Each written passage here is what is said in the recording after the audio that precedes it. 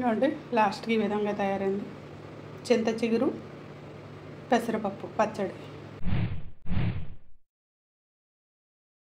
Hi అండి, చింత చిగురు పెసరపప్పు రోటి పచ్చడి చూపిస్తానండి. కప్పు చింత చిగురు కప్పు, పెసరపప్పు ఒక కప్పు. ఏ కప్పుతో చింత చిగురు తీసుకుంటామో అదే కప్పుతో పెసరపప్పు తీసుకున్నానండి. వెల్లుల్లి రెబ్బలు ఒక 6-7, పండుమిర్చి పచ్చిమిర్చి కలిపి ఒక 10, 1 స్పూన్ జీలకర్ర, చిన్న చింతపండు. ఇవి వేపాలండి, చూపిస్తాను. పెసరపప్పు వేస్తాను.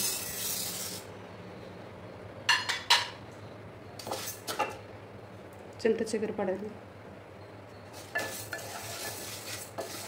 బాగా చిన్న మంట మీద చక్కగా వేపుకుందామండి. కొద్దిగా బ్రౌన్ కలర్ వచ్చేలాగా వేపుకుందాం. ఇలా అడుగు పట్టకుండా మాడిపోకుండా వేపుకోవాలండి. కొంచెం బ్రౌన్ కలర్ వచ్చేలాగా మంచి స్మెల్ వస్తుంది.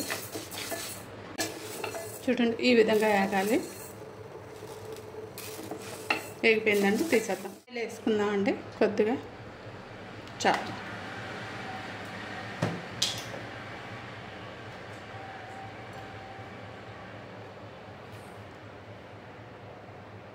ఇప్పుడు మిక్సీ వేసుకుందాం.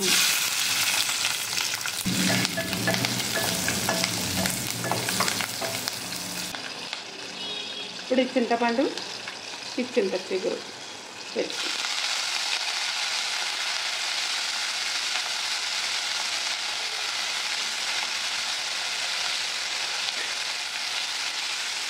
Stove off చేసేద్దామండి. వేగిపోయింది, అడుగు పెట్టేస్తాం.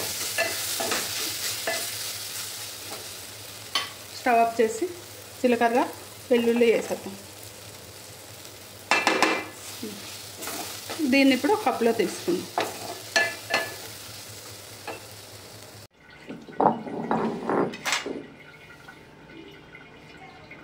పెసరపప్పు వేసుకుందాం.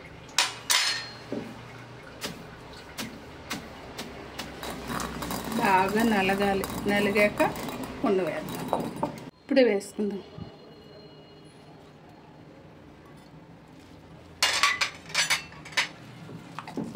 ఇంకా సాల్ట్ వేయలేదండి, వేస్తాను. ఇది కొద్దిగా నలగాలి. మంచి స్మెల్ వస్తుందండి, చాలా మంచి స్మెల్ వస్తుంది. పాతకాలం లాంటి పచ్చడి. రుబ్బుతుంటే నోట్లో వాటర్ వచ్చేస్తుంది, అంత బాగుంది.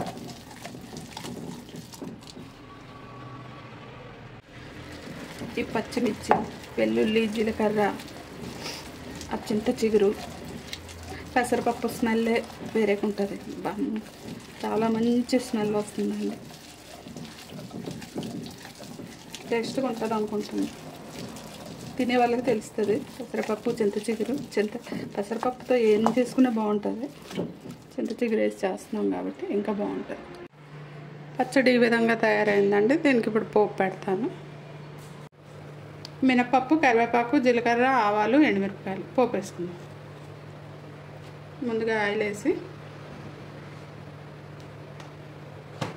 శనగ నూనెనండి.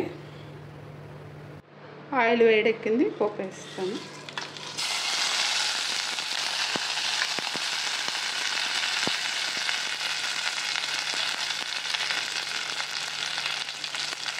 కొద్దిగా పసుపు వేసుకుంటున్నాను. కలర్ ఈ పచ్చడి వేసుకుంటాను.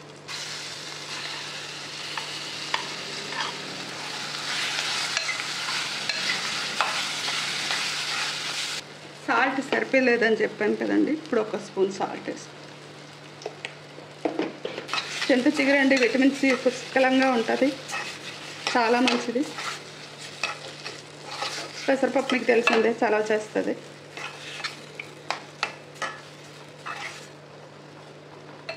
అయిపోయిందండి, గిన్నెలోకి తీసుకుంటాం. ఇవ్వండి లాస్ట్కి ఈ విధంగా తయారైంది. చింత చిగురు పెసరపప్పు పచ్చడి. ప్లీజ్ అండి, నచ్చితే లైక్ చేయండి, సబ్స్క్రైబ్ చేసుకోండి. మీ ఫ్రెండ్స్ ఎవరైనా ఉంటే షేర్ చేయండి.